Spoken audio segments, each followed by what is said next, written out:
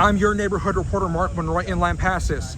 I'm in front of the suspect's house where police right behind me are beginning to put police tape up after an armored vehicle ran through the suspect's house. I spoke to one of the neighbors who lives next door who gave me an insight as to when the shots began to ring out.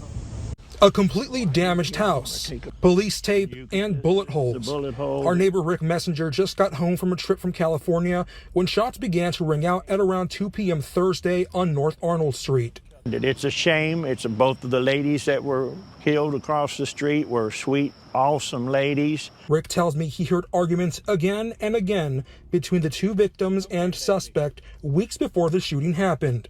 He started raving about the neighbors behind us across the alley about their dogs barking, and he went over to check on the dogs, and the neighbors were yelling at him. The situation only got worse. And he said they didn't listen to him and they didn't do anything about the dogs, and somebody had to pay for that. I talked with Lampasas Police Chief Jody Cummings, who tells me multiple state dispatchers were at the scene.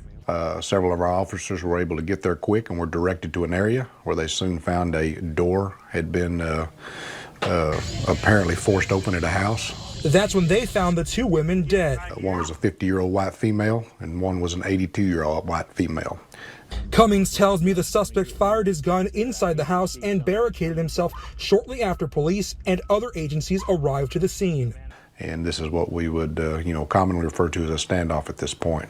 That's when evacuation orders were put in place at around 9 p.m. We ended up spending the night at the Quality Inn right down the road. Police confirmed the suspect was found dead in the home from an apparent self-inflicted gunshot wound. The shame of it is they've got 3 young children that are now without a mother or a grandmother, and I just hope everybody will keep that in their prayers. And others in the area tell me this never happens in Northwest Lampasas. It's normally a quiet, peaceful neighborhood. Police are still investigating the man's motive and trying to identify the victims and suspect. Reporting in your neighborhood of Lampasas, I'm Mark Monroy.